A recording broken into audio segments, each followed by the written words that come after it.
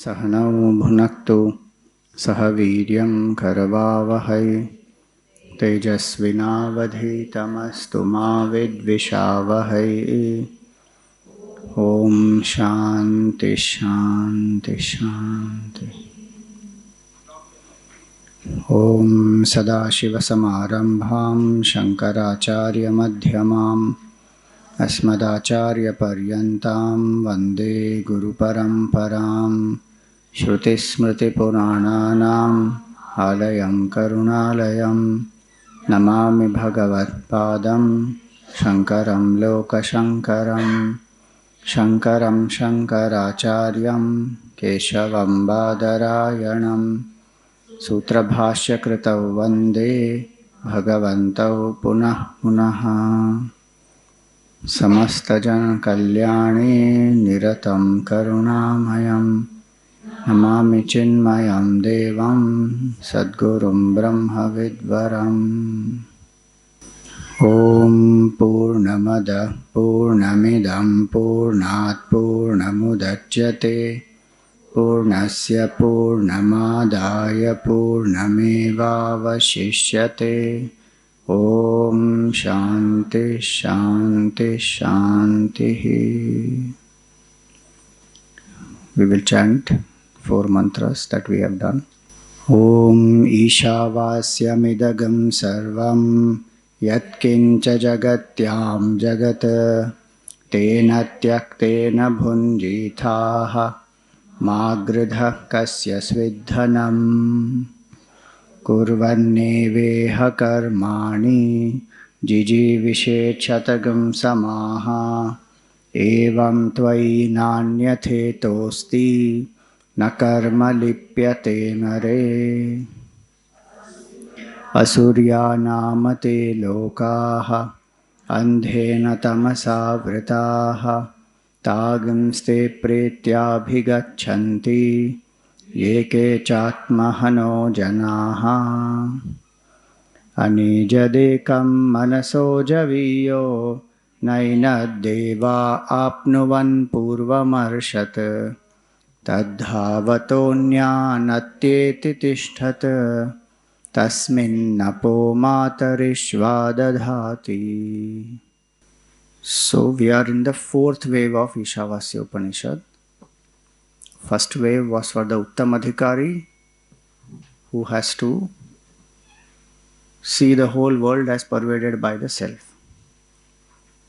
Second wave was for one who cannot do that. How should one prepare oneself? Kurvanneveha karmani. One should desire to live doing one's duties and doing it selflessly. There is no other way. There are only these two options. Either one must have pure mind to be contemplative and realize the self, or do karma yoga to prepare the mind. If none of these two I am able to do, then I am destroying myself. So it was said Atmahanaha, one who destroys oneself. And where will that person go? Asurya namate lokaha, to the dark, sunless worlds. Blinded by ignorance, one lives and increases one's bondage, goes from birth to birth, death to death, the cycle. Now, what was said in the first mantra? Ishavasyam. So, what is the nature of that Supreme Lord, Isha? That was described in 4th mantra. So, that we saw, Anejad Ekam. It does not move, meaning it is changeless. It is one. It is not many. It is only one Supreme. So many places this will come. One. That we believe in God which is one. But form may be many. As many forms are there, that many are all appearances of that one only. So Anejad Ekam Manaso Javiyaha. It is faster than the mind. There is a hum that is coming. I have to reduce the volume a bit. So it is faster than the mind, meaning See, mind is the fastest. That which the mind thinks of, it can reach there. But before it reaches there, consciousness already enlivens it. Manaso javiyaha means it is faster than the mind because it is the enlivener of the mind. It is already there before the mind can reach there. Atma already enlivens that object or that place or that person. So manaso javiyaha. Na ena deva apnuvan. Deva here means the senses. Meaning it cannot be objectified by the senses. It's not an object. Atma is the enlivener of the senses, because of which the eyes can see, because of which the ears can hear. That is the Atma. Atma cannot be grasped by the eyes or the ears or the nose, the tongue, the skin. It is not an object of perception. But it is that because of which all perceptions happen. Gurudev used to give the example that the bulb cannot see the battery in its own light. The battery is the cause which is making that bulb have light.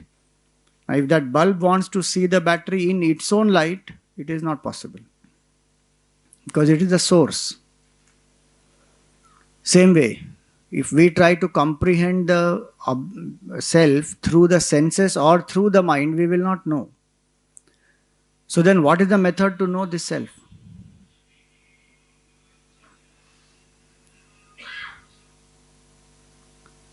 The method to know the self is to turn the mind introvert. What was said in the second mantra. Purify the mind through karma yoga. That mind which becomes pure, that mind will automatically turn within. Sattva guna will make that mind turn within. Rajoguna and Tamoguna will make it extrovert. So there is no other method except this, to purify the mind, turn the mind within, sit quietly and contemplate. How to contemplate? That it will come on the pointers. All these are pointers to contemplate. Please remember, this is not talking about some Atma somewhere. When we say objectifying, senses want to grasp it through some physical form. And mind wants to grasp it by making it separate from itself. Mind grasps everything as being separate from itself. So right now you are listening to the talk. So you are a listener. That entity Mr. So-and-so remains, and then the knowledge is being gained by this Mr. So-and-so. So then you say, I have the knowledge of Vedanta.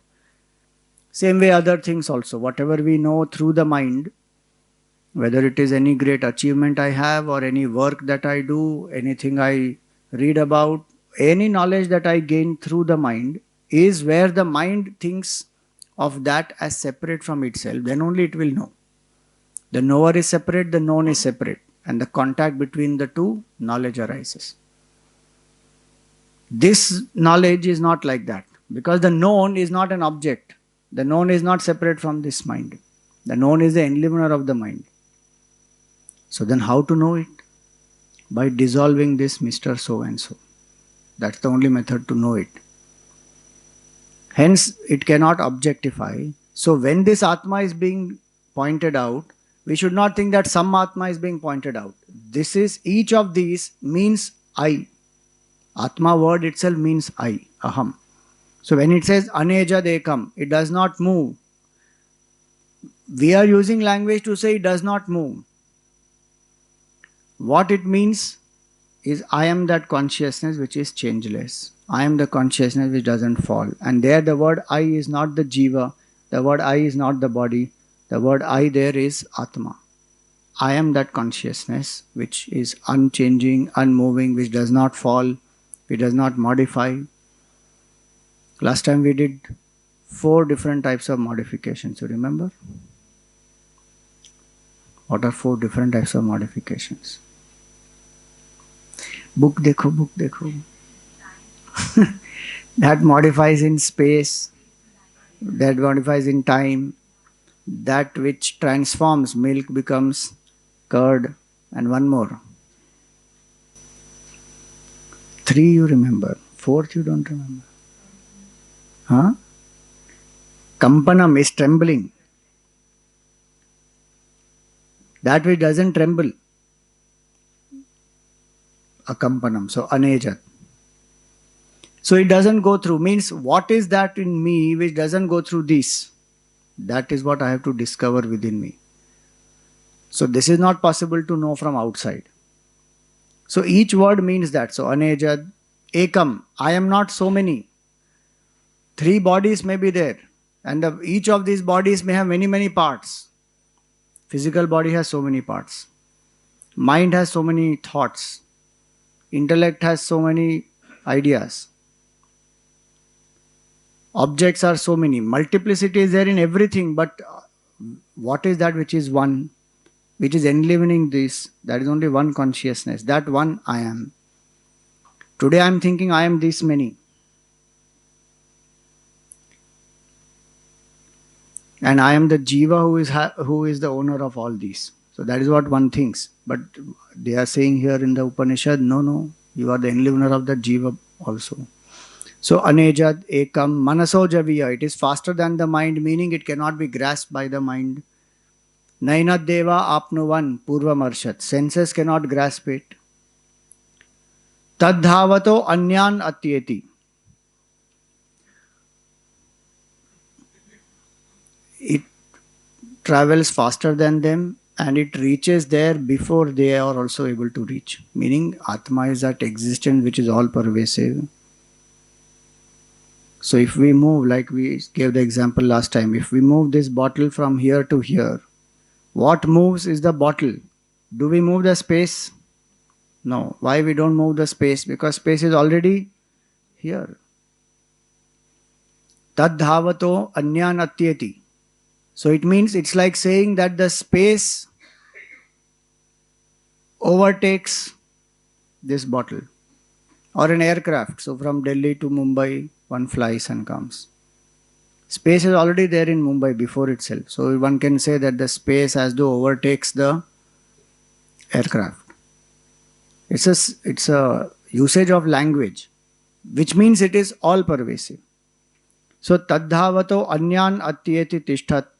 It is already there. It overtakes and it is already there. Tasmin napo matarishva dadhati. In this water and air, it is a substratum of water and air.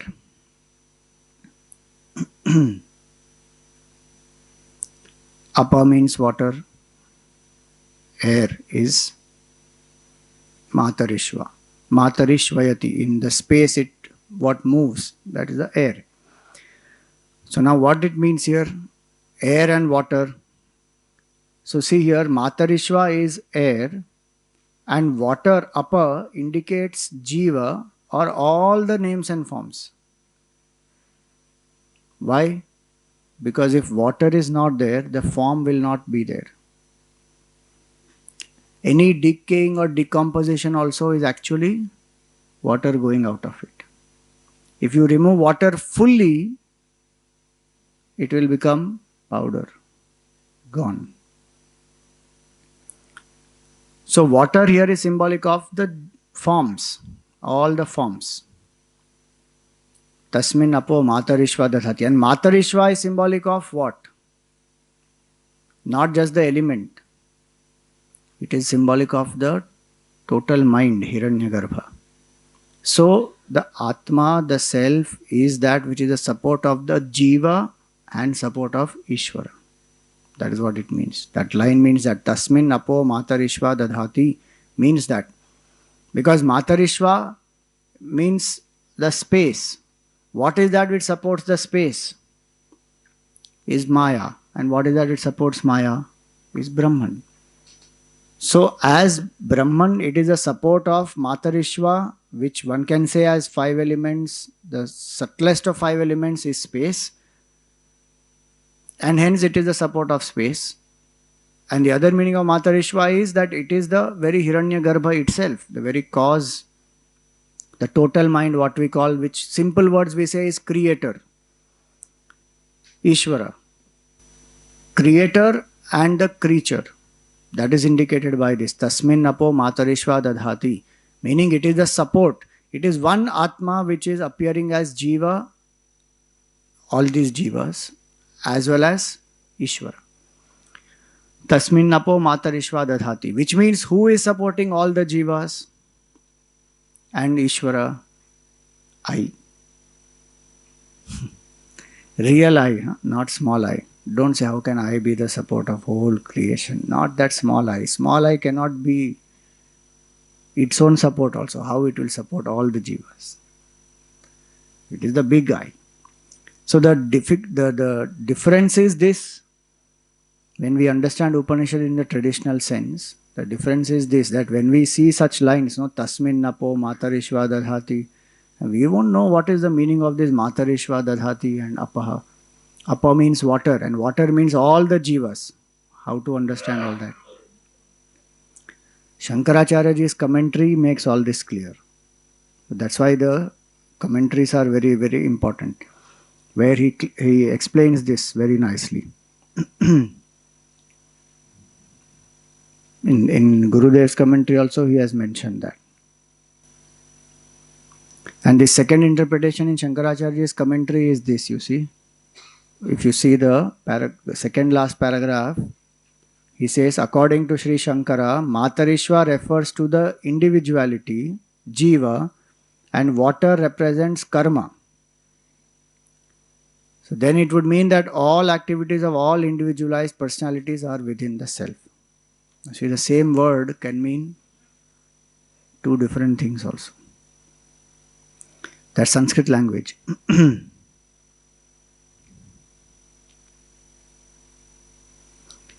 You may say, how does this apaha refer to this karma? Water is a very powerful element in any ritual.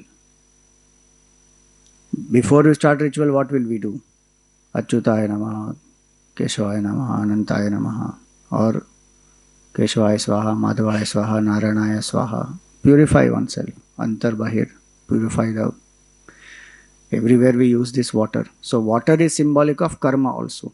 So if you see these two meanings, one meaning is in the translation what is given. Tasmin napo matarishva dadhati means by it, matarishva, the element air, supports the activity of all beings.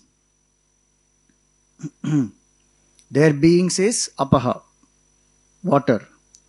And matarishva is air. In the space, that air which flows, that air is symbolic of Ishvara only. And in a way it is good, na? Air which we are breathing, if we feel that that air is Ishvara, so that is so good that Bhagwan's manifestation is there in us every minute as the air itself that we are breathing.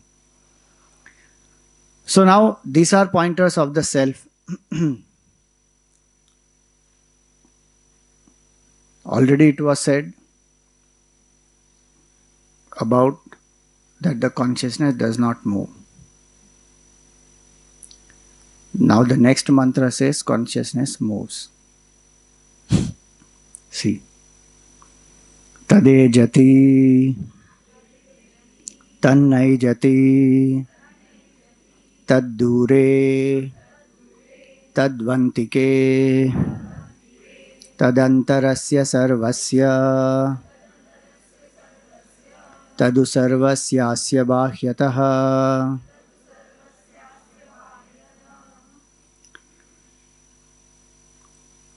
So it was said, anejat, it does not move. Now it is saying here, tad ejati, it moves. The next word it says, tan na ejati, and it does not move. Swamiji, make up the mind. It moves, it does not move.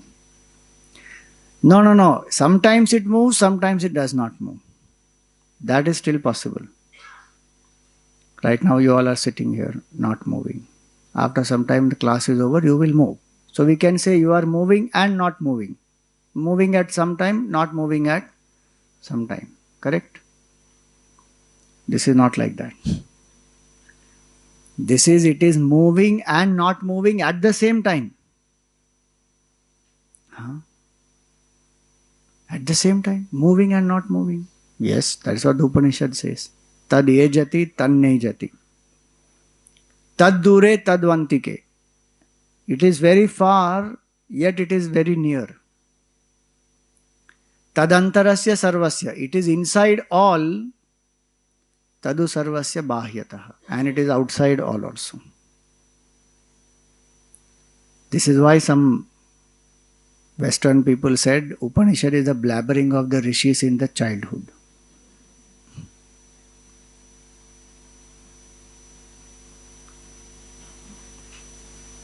They did not understand that even to blabber, the child must know all this. Na? One. Second is, when Guruji was taking the course for us, and this Ishavasya Upanishad he took for us in the Vedant course, he said a very nice line. He said, if Upanishads are the blabberings of the rishis in the childhood, we need the heart of a mother to understand that. Because the mother will understand the blabbering of the child. If you have the heart of a mother, you will understand what the rishi is trying to say. And it's very clear actually. There is no contradiction. There is only apparent contradiction. It is properly clear. So in Vedanta we should know one thing. The moment contradictions come into play, we should first ask what level. That's all. From which level that statement has been made. The moment we understand from which level that statement is made, we will realize that there are two different levels. We are trying to see from one level, so it is apparently contradictory. But if you understand two different levels, immediately one will know, the contradiction is not there only. For example, what?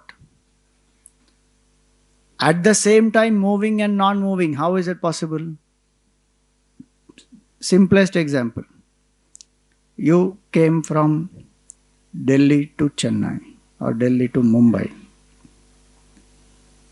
You came in flight, suppose. You are sitting in the flight. Are you moving? By yourself, are you moving? No. Don't say, no, I get up in the flight and go up and down. That is a limitation of example. You are sitting in the flight. You are not moving. So from your standpoint, are you moving? No. But from the flight standpoint, it is moving or not? And you are sitting in the flight, so from flight standpoint, you also moved and came from Delhi to Mumbai. So both statements are correct or not? Without moving, you still moved from Delhi to Mumbai. If you simply say, without moving, I came from Delhi to Mumbai, they will say, mad crack you are. How can you come like that? But both standpoints are valid. From my standpoint, I didn't make any movement. You can apply it anywhere. No? Coming in the car. Car is moving. I am not moving. From my standpoint, I am stationary. But car is moving. So this is called sa-upadhik and nirupadhik. Nirupadhik is one from its own standpoint, without any upadhi. Upadhi means equipment. Nirupadhik means without any equipment associated by itself. And sa-upadhik, sopadhik it is called. Sopadhik means with equipment. So from its own standpoint, the self, the consciousness doesn't move anywhere. Why? Because it's already everywhere. It cannot go anywhere.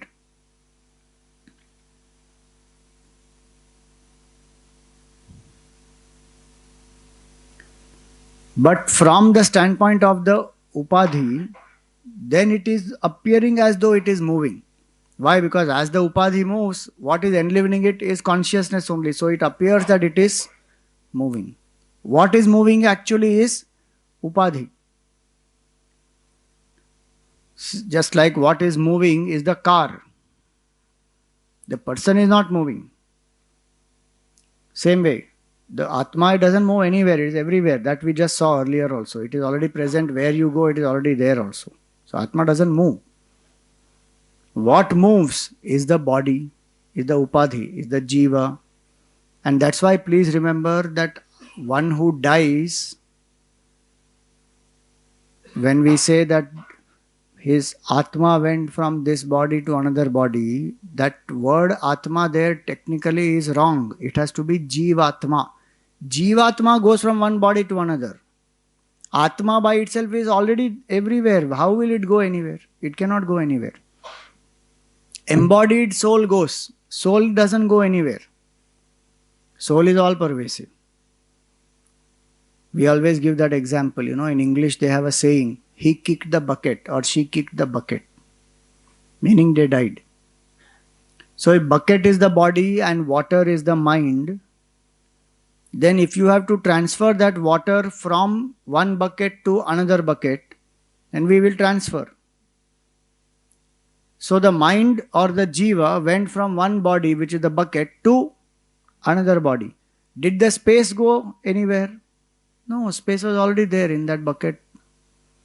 Space doesn't go anywhere. It will enliven. Like if there are 10 sockets here, electricity is passing through all of them. In one I put the bulb, it will light. From that I take out, put in another, it will light because electricity is already there. Same way Atma is all pervasive. It doesn't move anywhere. It doesn't go. By itself it doesn't move anywhere, doesn't do anything. It is omnipresent. But Upadhi moves. And how does the Upadhi move? It moves by the grace of the Atma only. So either standpoint we can meditate on the Atma. That when we withdraw the attention, so Nirupadhik Avastha is in meditation, Sopadhik Avastha is when we are living in the world. Simple. So when in meditation I withdraw my attention from everything which is around me, which is this equipment also, body, prana, mind, intellect, ego, I withdraw my attention. Then what remains? Pure consciousness remains. That is this. Tad na ejati. It does not move. When I come out of that meditation and I am seeing this whole world of movement, change, activity, what should be the attitude? Atma alone enlivens all of these. It is that which is real, everything else is a mithya. That is Ishavasya idam sarvam. So tad ejati, tan naijati. See, this language of contradictions is the speciality of the Upanishad. Because our mind will make a concept of something. How does a mind understand anything? By making a concept. And once a concept is made of it, it becomes limited. And it can understand only in this way. So everything will be made into concept. So suppose we say Atma is all pervasive. Now this mind will make this into a concept. How it will make into concept? When we say is all pervasive, so the mind immediately thinks of everything around. So the concept is what is all there around me is all pervasive. But is that a correct concept? No. Atma is all pervasive does not mean that what is all around me, this also is in it. 1. 2. All pervasive means we connect it with space. That in space everywhere. But space itself is in the Atma. You see, this is how it goes subtler and subtler. So the mind makes a concept of space, and then whatever is in space, everywhere, the word everywhere itself means what? Space is everywhere. So all pervasive, everywhere means space. So first Atma will make mind will make the concept of space. Then what is inside space? Everywhere. And that everywhere will exclude me. How will Atma be realized? So what to do? I have to reject all these concepts. What will remain? No, that is the Atma. So when it says, so that's why the language of contradiction. That it will not allow, the Upanishad mantra will not allow the mind to settle with one concept. It will lift the mind with one concept. Then whatever is the limitation of that concept, it will destroy that limitation. And it will leave us in a concept-free awareness. Like the example Gurudev used to give us is pole vault. Using the pole, the athlete goes up. And then on the top, once he reaches, then he has to leave the pole. So when we say it moves, so then we can lift the mind to that state of Atma, that it is that which enlivens everything, and that is how everything is moving, changing, all that. Then slowly as the mind comes up to that level, then it says, no, no, it does not move. It is all pervasive. It is pure consciousness. So the support which was created, that will go. What will remain?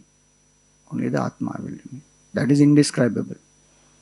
So this is called language of contradiction. This whole mantra is language of contradiction. It moves and it moves not. From its own standpoint, it does not move. From standpoint of upadhi, it moves. Tad dure, tad vantike. It is far and yet it is near. Now again, far and near are concepts of space. Same object cannot be at the same time far and near. But how is Atma far and near? So what is said here? It is far for those who are not ready for it. Because those whose mind are extroverted, cannot understand, not single-pointed, not subtle, for them Atma is very far. Yet it is the nearest. To whom? To I. Actually, it is wrong to say it is near because it is me. How much am I near to myself? It is to negate all distance that I am different from Atma. It is to negate that. It is me, myself, aham. This aham, aham, aham, aham is happening all the time in my heart. That is me. So we cannot say that Atma is near to me. Atma is me. But then the word near is being used to contradict that it is far. So when we say far, it is far for those who are not ready for it, meaning those who have objectified Atma as something other. Which is what many times one does. Now, God is separate, I am separate. That is called Atma is far. Atma is not far. It is your own true self, as pure consciousness. As a bhakti attitude, if I say God is separate, I am separate, and I surrender to God, ultimately that surrender of my individuality to God will remove this difference. One will come to realize I and God are one. That is called Parabhakti, Supreme Bhakti. So far and near are not here to be applied only in terms of space. It is to be applied in terms of the preparation of the mind. That it is far. How many books ever I can study? I may know all the Upanishads with Shankaracharyaji's Bhashya memorized. Plus all the Brahma Sutras. Still I may be far from Atma. Why? Because Chitta Shuddhi is not there. Purity of mind is not there. So the mind is still objectifying it. Mind is still thinking I am this Jiva, I am Mr. So and so, happiness is in the world outside. But if one is ready, as one listens, instant will be the realization ki Arey, this Atma is mine, is my true nature, is nearer than the nearest. So tad dure tad vantike. Antike means near. So it is near. Tadejati, tannaijati, tad dure tad vantike. Now tadantarasya sarvasya. It is inside all. Antarasya sarvasya antarasya. It is inside all of this. Tadu sarvasyasya bahyataha. And it is also all pervading. There are some people who say God is only inside, God is not outside.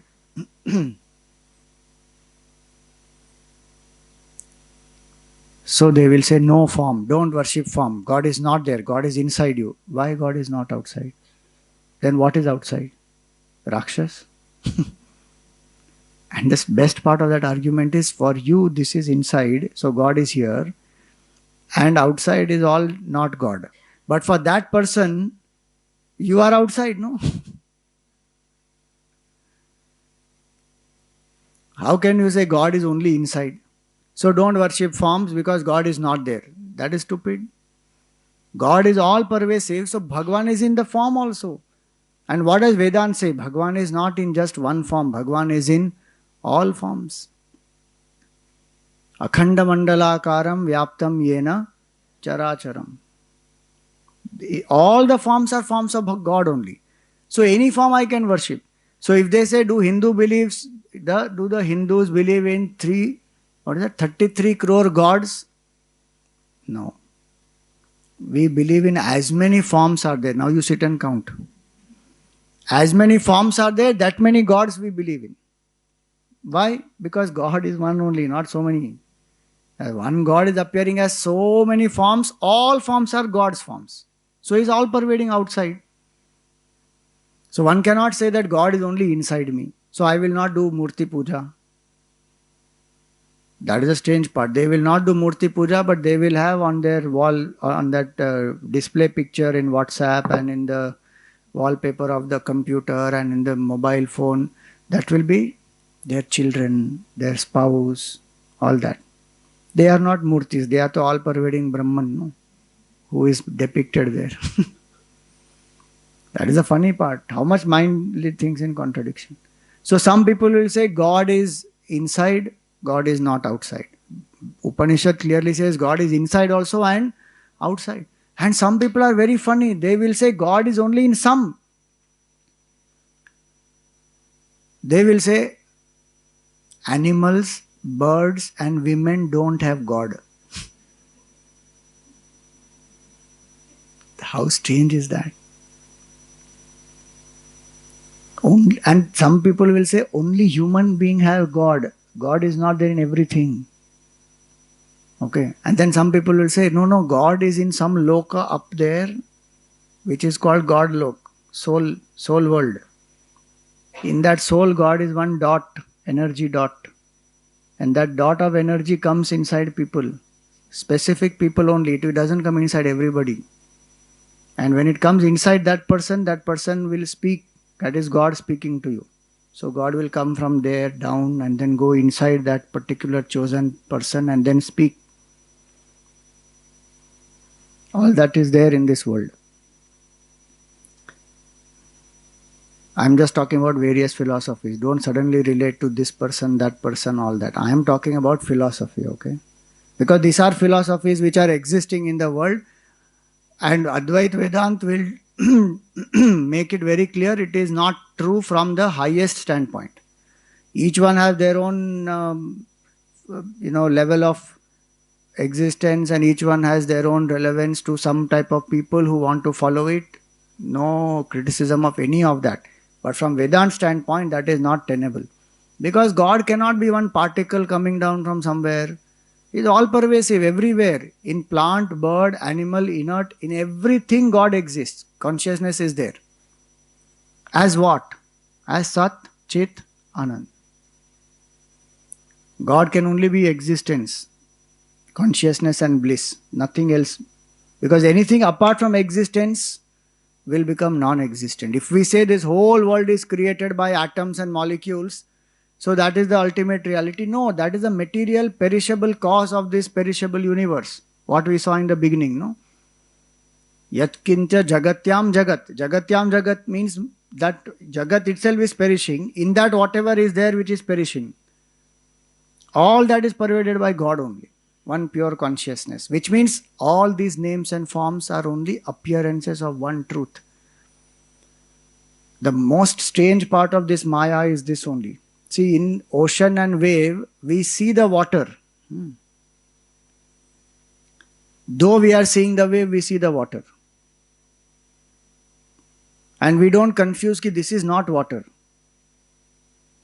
But when we are seeing the forms, names and forms in the world, then we are not seeing consciousness. We are only seeing name and form.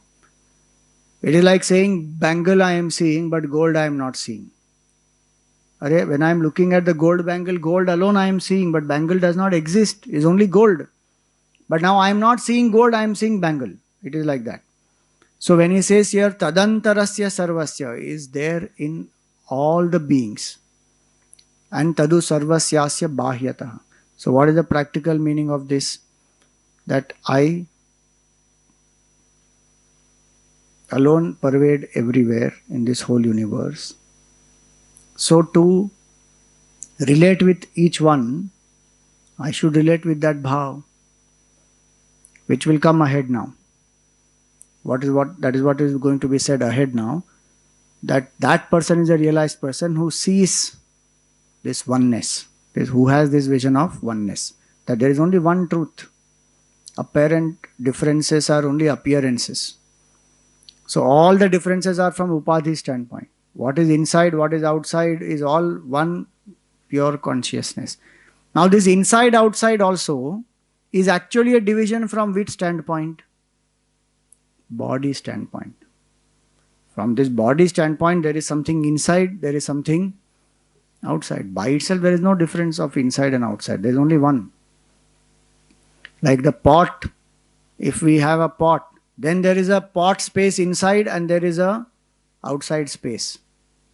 So then one can say space is in the pot, space is outside the pot, but where is the pot? Pot is also in the space only. If that pot is destroyed, one will see only one space everywhere. So inside outside is also only from the body standpoint.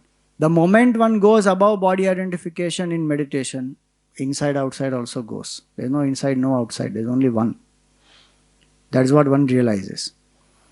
So now these two mantras, 4 and 5, they spoke about the nature, they are the pointers of the Atma. Now actually 6 and 7 is the result of this realization. Yastu sarvani bhutani atmanyevanupashyati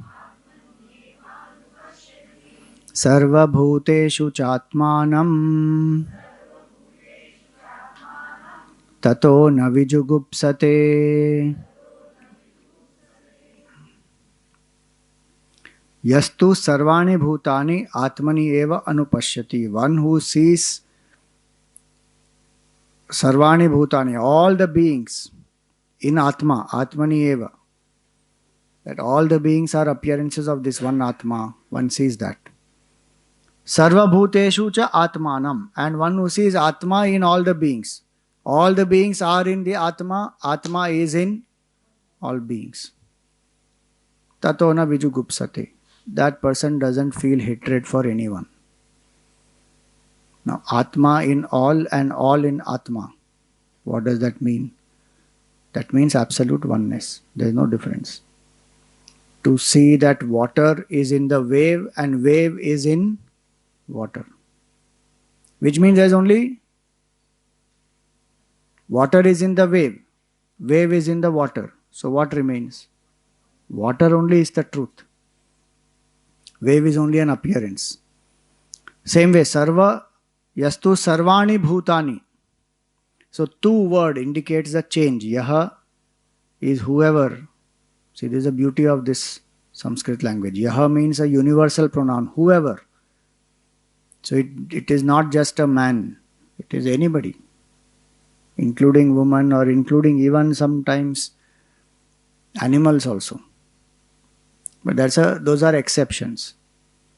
Like Ramana Maharshi gave moksha to the cow, Lakshmi. As exception. Like that. So Yaha means whoever. Sarvani Bhutani. All the beings. Bhutani means one who is a being, created. Bhavanti iti Bhutani. So all the created beings. Means the entire creation. Sarvani Bhutani Atmani eva anupashyati. They have all existence only in the self. Meaning self is enlivening all of them. And sarva bhuteshu cha atmanam. The second line is the enlivening line. The first line is the substratum of the world. So the substratum of the whole world is that pure consciousness in which all the beings are there. And in all the beings is this same substratum, which is the enlivener, Atma. So Atma is the enlivener of individual being. Brahman is the enlivener of the whole universe. One who sees this very clearly, that this Atma alone is that Brahman, tato na vijugupsate. This is a vision of oneness. So there will be no hatred after that, no dislike, no fear, no sorrow. This is called vision of oneness. Please remember. The duality will still be perceived. Dvaita darshan will still happen at the sensory level. Advaita drishti is in the buddhi and anubhav. It will not be that suddenly one will not see the other beings. In samadhi, yes, when one withdraws all attention, then this world disappears. Jiva bhav gone, Jagat gone, Ishvara gone, there is only one Brahman. One realizes that in that samadhi avastha, in the withdrawn state. If you remember, we have spoken about that as niruddha avastha. 5 states of the mind we spoke about, no? Kshipta, Vikshipta, Moodha, Ekagra and Niruddha. When we spoke? In the beginning of Ishavasya, you remember long back? Purnamada Purnamidam we were doing at that time. 5 states of mind. That Niruddha Avastha is withdrawn state. In that withdrawn state, this is their experience, the world disappears. But when we are identified at the body level to functionally work, the Dvaita Darshan will be there. How to understand this? That while seeing duality, I am not seeing duality. So many simple examples. One example is our body. We have Dvaita Darshan for the body or not? Hands are different, legs are different, body is different, stomach is different, head is different, all. But the feeling of I is there in whole body. Same way mother and child. Mother will see the child externally is different from her, but her feeling is what? Is me only. So Advait is in the drishti. It does not have to be in the external level. That I don't see at all. No. And that's why he says, Tato na vijugupsate. One who has this vision of oneness, that all this is me alone. Our sense of I is only with one body. The sense of I for the realized master is the whole universe. And hence, when they live with the attitude of complete, unconditional love, acceptance, service, no hatred for anybody. Tato na vijugupsate. When will that happen? Anupashyati. Atmani eva anupashyati. Anu means 2 meanings it has. Again and again. Continuously. One meaning is again and again continuously. Meaning once one has that practice, once one has that experience of the self, one is established in that through samadhi avastha, then even when one comes out, one will still see the whole universe as one's own self. Every minute, continuously in this context means every minute. It is not that only sometime they will see the universe as self and again they will come back to the differences, that I am different, you are different. And now remember also one more thing. Vision of oneness is psychological at the spiritual level. Functionally, what difference has to be, it will still be there.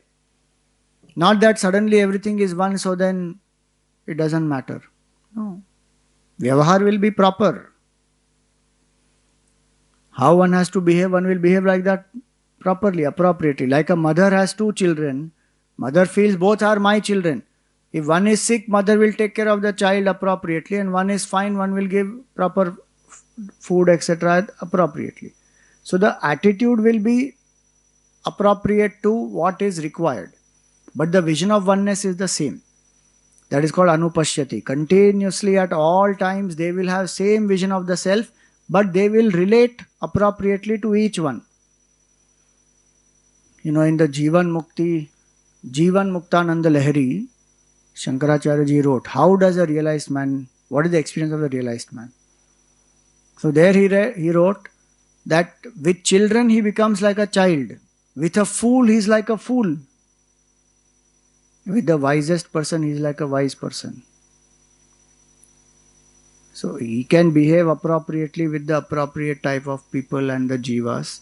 But in the vision there is only oneness, that all this is me alone.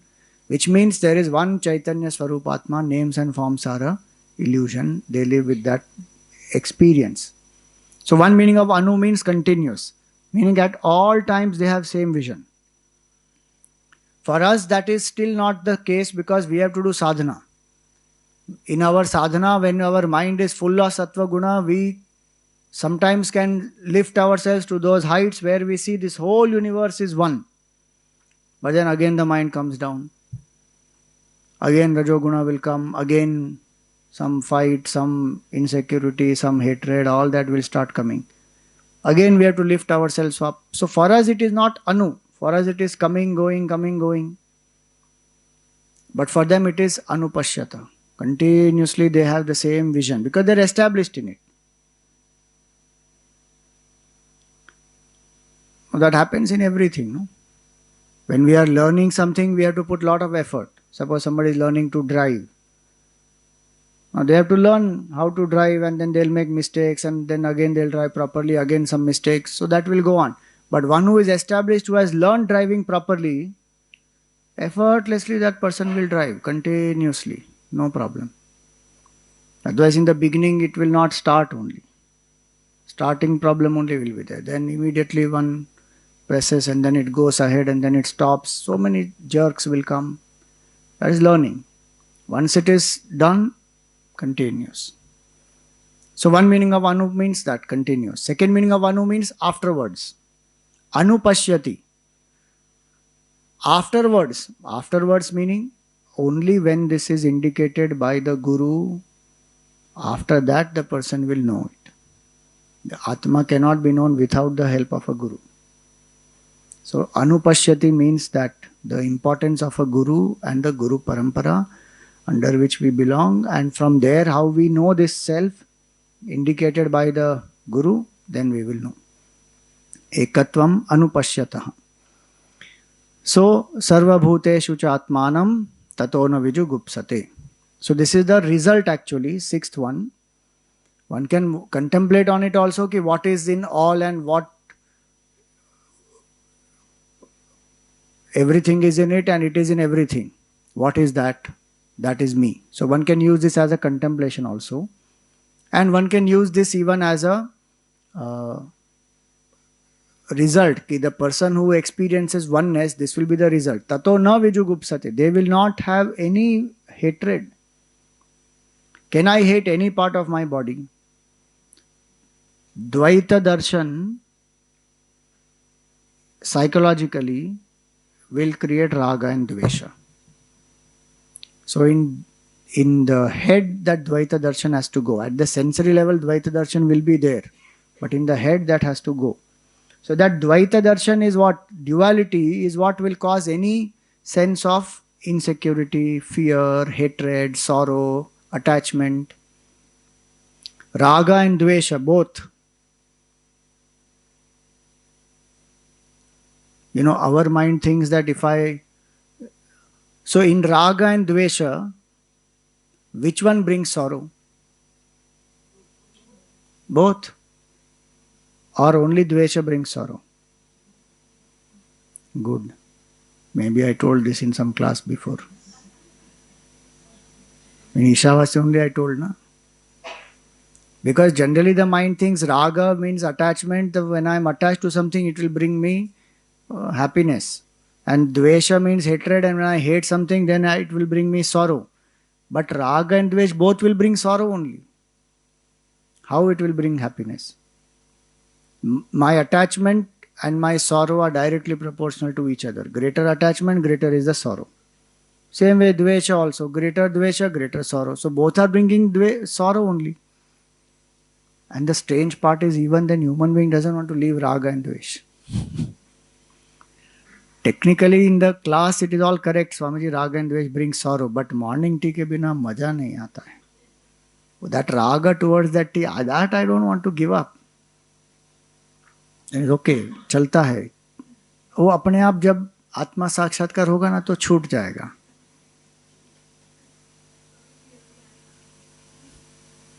What is the answer? That. But we have to put attempts for it to go, na? It will not go by itself. चाय पीते पीते पीते अपने आप नहीं चला जाएगा.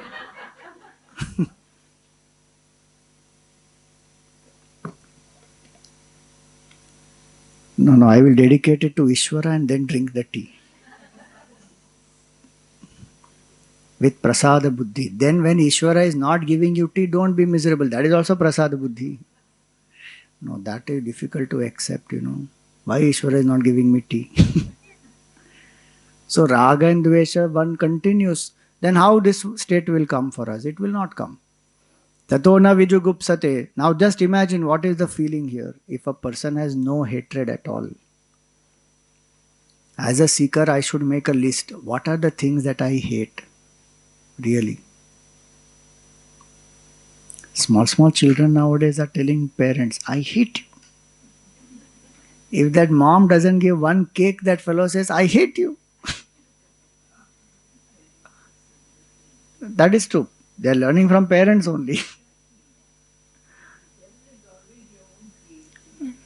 Yeah, 100% correct. But the point is that each one has to find out that, what is it that I hate? Vijugupsa means strong hatred. No, I have mild hatred for some things. There will be some strong hatred also. In that, I must have the buddhi Ishavasyam idam sarvam. That is sadhana, Baba. And really, not just intellectually. Okay, my mother-in-law is also Brahman. Understood. Okay, fine. Not like that. One has to feel. How can I feel that? Are Upadhi is mother-in-law. That's now we learned. Mother-in-law is the Upadhi. Atma is only appearing there as mother-in-law. What is the problem? That Vivek has to be done. Huh? You hate vasanas only. You hate her vasana, not her. Very good. But that is strengthening your hate vasana, no? That person is a jiva who has come here to realize the self. And on the transaction, you have to keep that only at the transactional level. Why bringing it at a psychological level of hate? Don't we do that with other people in life? With some people only rag and dvesh is there. Luckily, if with all people rag and dvesh happens, so we will go mad. There are so many people with whom we just have a functional relationship or not. No rag, no dvesh. Functional, over, khatam baat. नहीं, but feeling नहीं आता है उनके लिए. यहाँ पर feeling है. That's what the whole point is. That feeling has to be directed towards Bhagwan. Then rest of it, I will worship everybody and I will treat each one appropriately. That is the upasana that one has to do. And if moksha becomes my goal, then everything will fall into place. Otherwise, raga and dvesha will come. And one of the best ways to overcome that raga and dvesha, especially dvesha, is that person whom I hate, only I have to continuously connect with that person and try to connect without dvesha. Not run away from them. Because running away is not going to destroy dvesha. Connecting is only going to destroy dvesha. And if I think that, out of sight, out of mind, then dvesha will become in a seed form.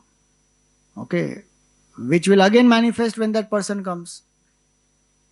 So how it went? Dvesha can go only by connecting. Consciously I have to make an attempt.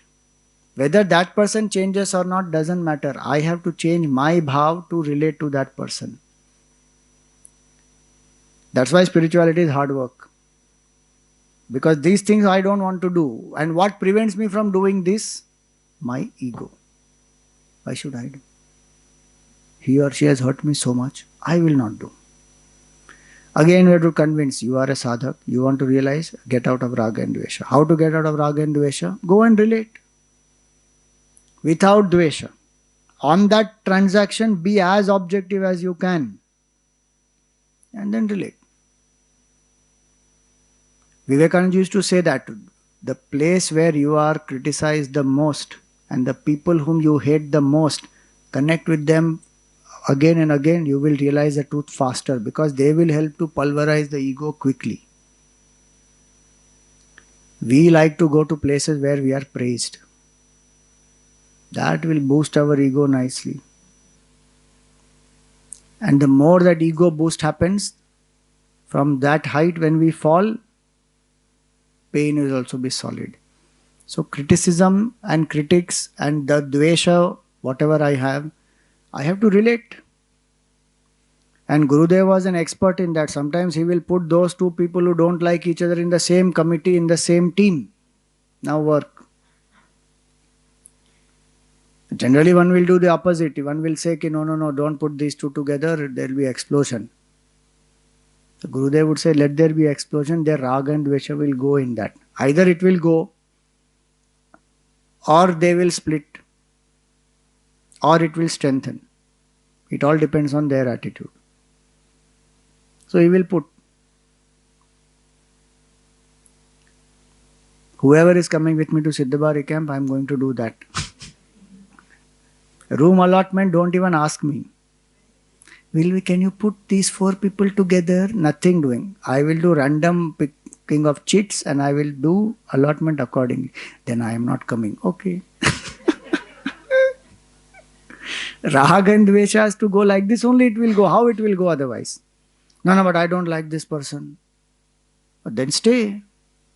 Get out of Dvesha.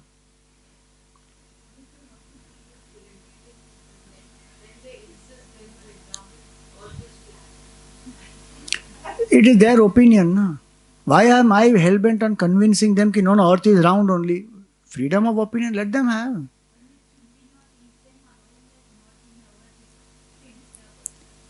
See, that's what I'm saying. The disturbance is caused by my insistence.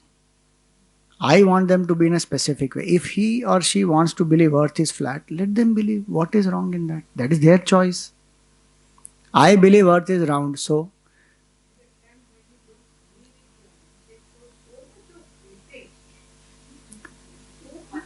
that's where we have to learn to ignore then.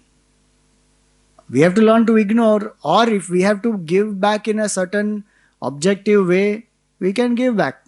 There is nothing wrong in giving back in an objective way, but not out of dvesha. Like what Bhagavan told Arjuna. See, they were ready to do everything for the Kauravas, including adjustment with them and settle down with 5 villages, all that. But when they did not agree, Bhagavan said, now kill them, finish. But don't have dvesha, because if you do that with dvesha, then again you have to come back. Karmic bondage you are creating. Like a executioner who executes, or a judge who gives a sentence to a convict. They have to do as a duty, they have to do. There is no choice. A police will take and put somebody inside. As a duty, they have to do it. So, what is in my role that I have to do? And that's where the Samarpan Bhav comes.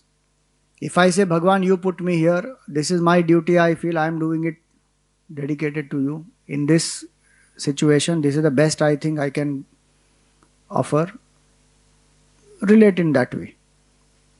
May be difficult, I am not saying no. But that's what will be the solution to reduce that dvesha in our mind. Typically, dvesha will come only because I insist in a certain way. On them believing certain things, on them behaving in certain way, on them responding in a certain way. If I can remove that insistence from my mind, they may be right or wrong, that is a different matter altogether. I may think they are wrong, they may think they are right. Now I try to convince them that they are right. They are wrong, then I will be disturbed. I have to drop my insistence. Because without dropping my insistence, my dvesha will not go. That the next mantra is also coming to that. Moha only leads to shoka. Moha has to go. That you can think, whichever way you can take, karma bandhan which you are removing, or Bhagwan only has sent, Bhagwan knows the best, or this is temporary, it will pass, this is the upadhi behaving, Atma is the same. Whichever karma, jnana, bhakti, any path you can take. But important is I should get over dvesha.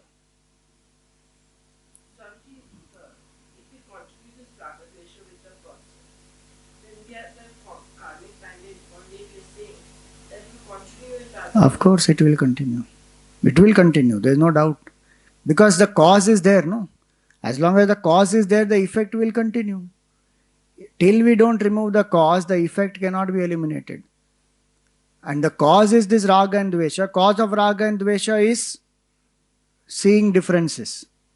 And seeing psychologically this I am different, you are different. That seeing duality, Dvaita, is the cause of this Raga and Dvesha.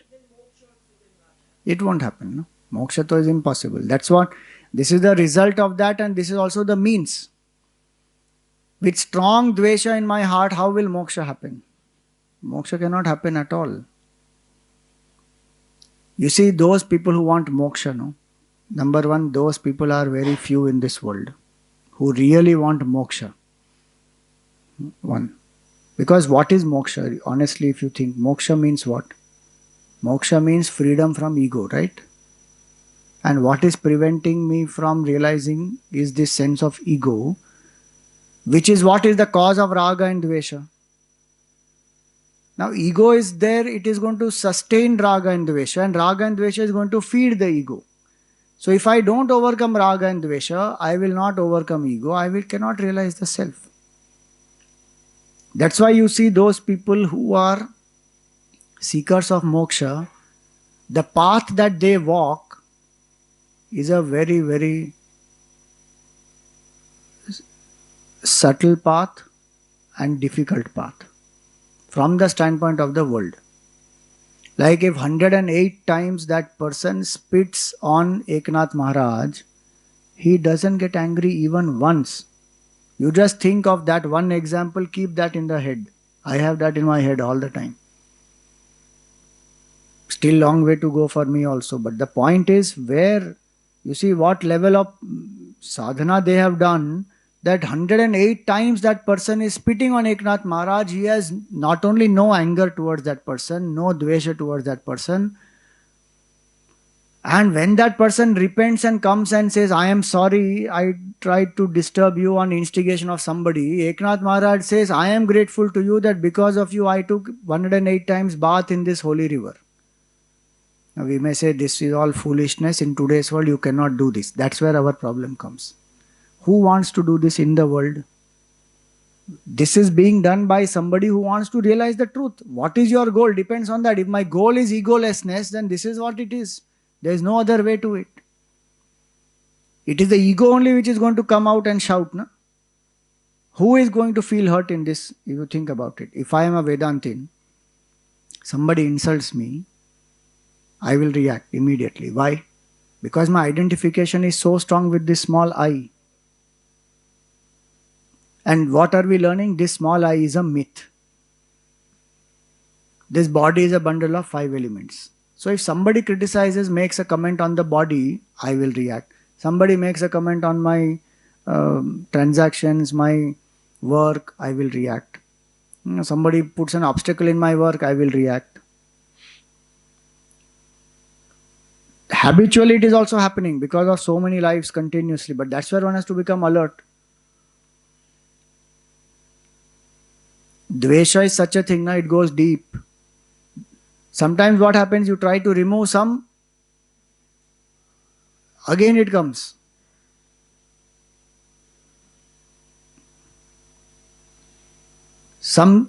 At some point in time, what I had done, there was somebody who was creating a lot of problem in work. So I had gone to Guruji and I said, for this work to happen, you please remove this person. At that point in time, because the work had to happen, Guruji took that person out. But that's not a solution, no? That is when it hit me that dvesha has to be removed only. You cannot escape from dvesha. Escapism is no solution to it. Because again that dvesha will rise. Then what to do? Get out of that dvesha. Work with that person. Then next project and all we worked. Very difficult to work. Even today there will be some people with whom there will be dvesha. And I will again put my effort, again work. Again tell myself, no, Brahman only is there. Again put some effort, sadhana has to be done like that only. Slowly dvesha will go. Cut. Then the heart also will feel pure. Then you do only a transaction level. On this transaction, this is the objective thing to do. This is not the right thing to do. Bas, finished. No dvesha before it, no dvesha after it. Whether they follow it or not, if they don't follow, that is their choice. Then we can make our choice. If we want to support, not support, that's up to us. But no dvesha. That's how a sadhak will live. Then no vijugupsa, no hatred, no fear, no insecurity. Otherwise, we will learn Vedant, but our raga and dvesha will be intact, strong as it is. So, raga will go when I do tapas, dvesha will go when I actually relate to that person with objectivity. Then only raga and dvesh can go. And that will reduce the ego pressure, and then Atma Tattva can be realized. Otherwise, this will be only words. This is how it is happening. At one level, we will keep brooding. At the other level, we will say Brahman is all pervasive. Contradictions will remain in life. So, that a realized person is completely free from hatred. In the lives of many saints, you will see this. No hatred at all. How they live their life. Even somebody who hurts them, they will not have hatred. Like that famous example is of the saint who was trying to lift that scorpion who was drowning in the water. Now that scorpion goes on biting. But the saint keeps putting effort to remove that scorpion. So somebody said, Arey, why are you doing? Finally the saint managed to remove it. So they said, why did you do this? The scorpion was biting, you know. He said, if the scorpion did not leave its nature of biting, why should I leave my nature of saving? So I saved. That is called Sattva Guna, Vishuddha Sattva Guna. It doesn't bother about what the pain other people will cause. With love, one will do what one has to do. That is good for us only, no? There are only two choices. Either I have dvesha and I burn. You know the word dvesha is dvi visha. It's double poison. That is dvesha. It will burn my heart, it will burn that person's heart. Dvesha. Or I can act out of prem. Why dvesh in our heart? It may be most irritating that, you know, we should remember also one more thing. Till we don't realize the truth, there will be somebody or the other who will be most irritating in our life. If A goes, B will come. Bhagavan will ensure that somebody is there. Continuously it will be there. You analyze, in so many years, this fellow went, that person came, that person went, somebody came. Unimaginable people will be there. We didn't think also of that person will be the person whom you cannot stand now. Till some time, no problem with that person. Now suddenly, because A went, now that B is taking the place of A. So it will happen. Continuously that keeps happening. It's a sign for us only that we have to overcome our dvesha. Then nobody will be there. Till we realize that truth. So keep putting that effort. So now this is the sign of realization. Verse 6. Verse 7 also is similar. Yasmin sarvani bhutani atmaiva bhud vijanataha tatra ko moha kashokaha ekatvamanupashyataha. Yasmin sarvani bhutani, that state in which all the beings, Atmaiva bhut vijanataha, one knows that all of them are only one Atma. Having experienced that state in which one sees everyone as only the manifestations of the Atma, tatra ko moha kashokaha. In that state, what moha, what shoka? Ekatvam anupashyataha. When one sees only one. So this meaning is similar as the earlier one, but one nice point here is, earlier it was said no hatred, here it is said shoka, grief, no grief. And what is the cause of grief? Cause of grief is delusion, moha. Cause of delusion is avidya. Avidya is removed when one sees atmaiva bhut vijanataha. Vijanataha means the knowledge. Through knowledge that ignorance is gone. If ignorance is gone, delusion gone, sorrow gone. So avidya will lead to moha, moha will lead to bhaya and shoka, both. What are the two most fundamental mohas in life? In Vedanta, there are two most fundamental delusions. All the delusions are based on these two. See, moha literally means what? To see something as opposite. Moha vaichitye. Moha is the root. To see something opposite. What is not there, to see that. Like to see the snake instead of the rope. That is called delusion. Or to see mirage water in the sand. That is delusion. So not to see what is and to see something else. That is called delusion, moha. So there are different mohas that we have. But the root cause of all the different mohas will be only two. I am the body. Atmani,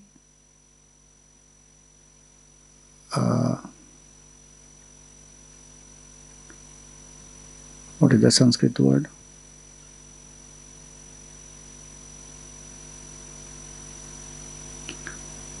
Atmani Dehatma Buddhi and Jagati Satya Buddhi. These are two delusions. To think that I am this jiva, Mr. So and to think that the world is real and happiness is there. These are two basic delusions. All the other delusions are based on this.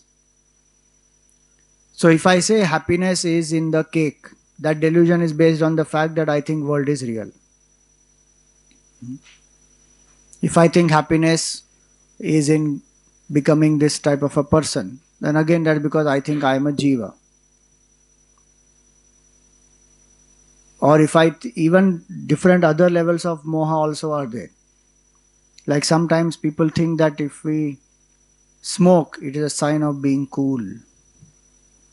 That delusion only. If we drink, that means we have arrived. What kind of delusion people have? All funny delusions.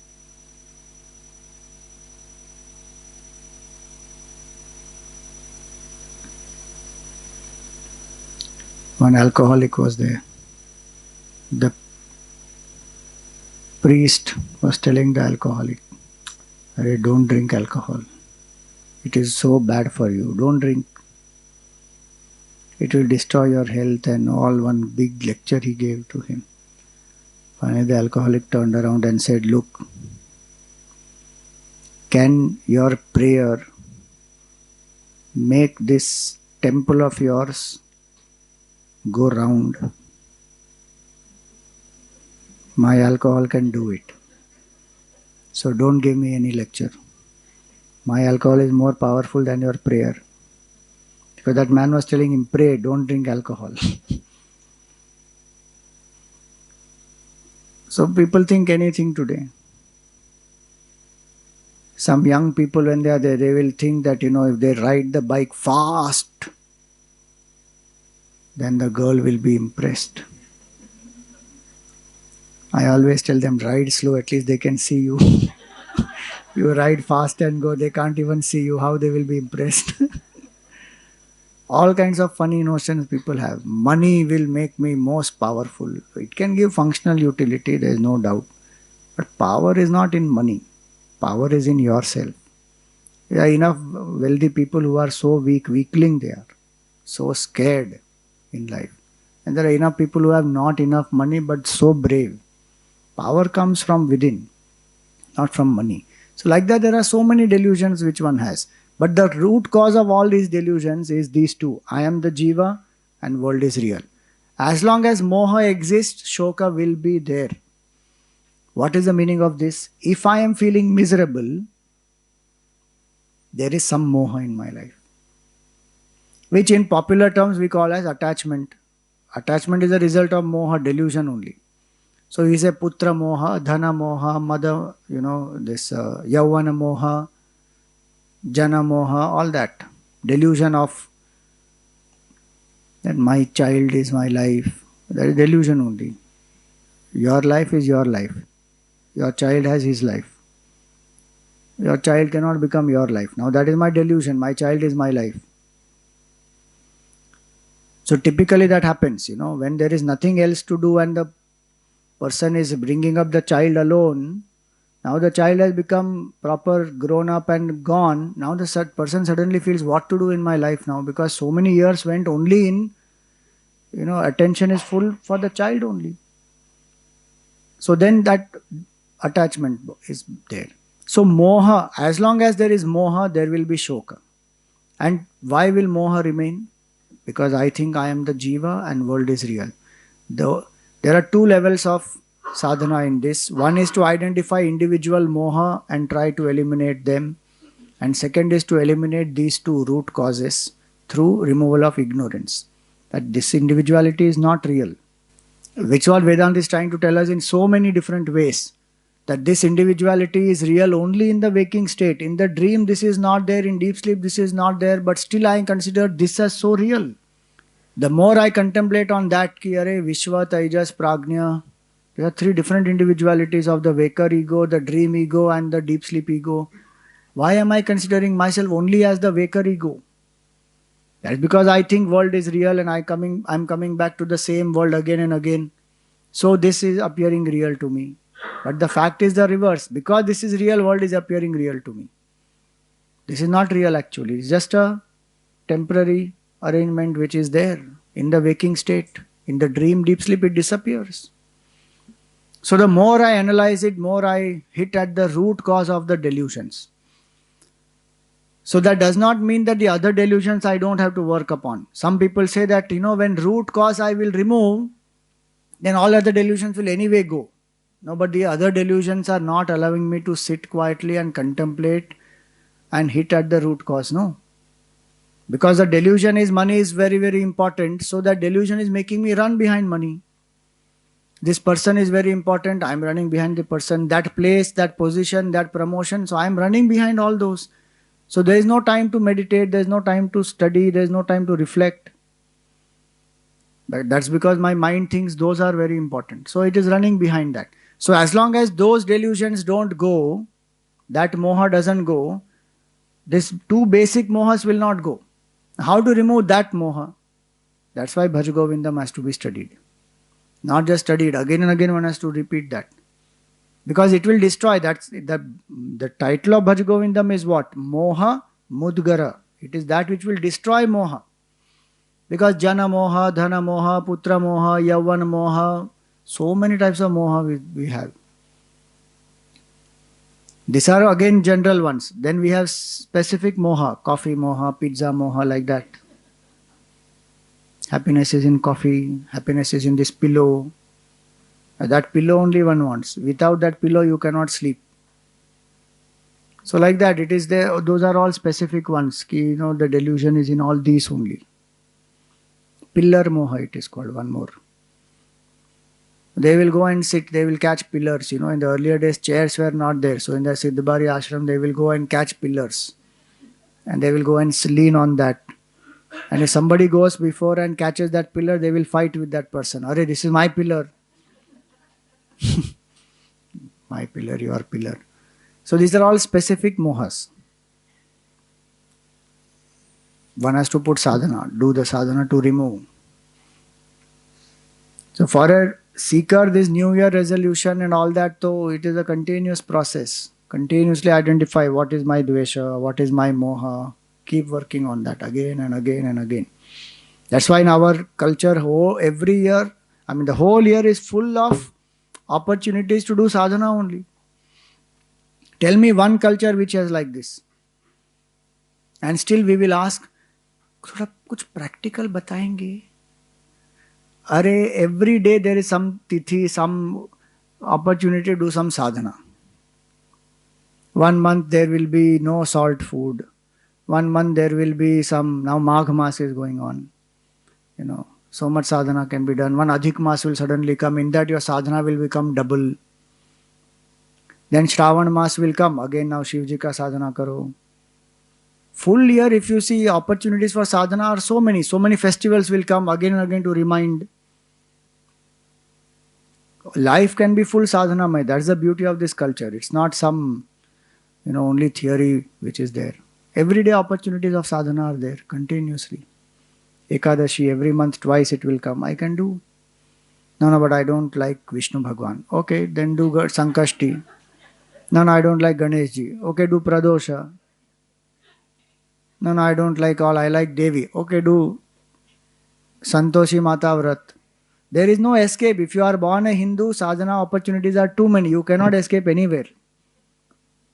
Unless you want to not do sadhana, then you can say, no, no, I don't want. But otherwise, opportunities are so many. So, 7 mantras we have seen. Result also is there. Actually, the Upanishad will end with the 8th mantra. Technically, Upanishad gets over with 8th mantra. In 8th mantra, the Mahavakya will come. With that, actually, Upanishad is over. But rest of it is little more other mantras are there to elaborate. That we will see. But the next mantra, what homework did I give you? Till what to read I told you? I told you to read 3 to 5. So now today homework is 6, 7, 8. Because 8th mantra has the Mahavakya. Om Purnamada Purnamidam Purnat Purnamudachyate Purnasya Purnamadaya Purnameva Vasishyate Om Shanti Shanti Shanti Harihi Om Shri Gurubhyo Namaha Harihi Om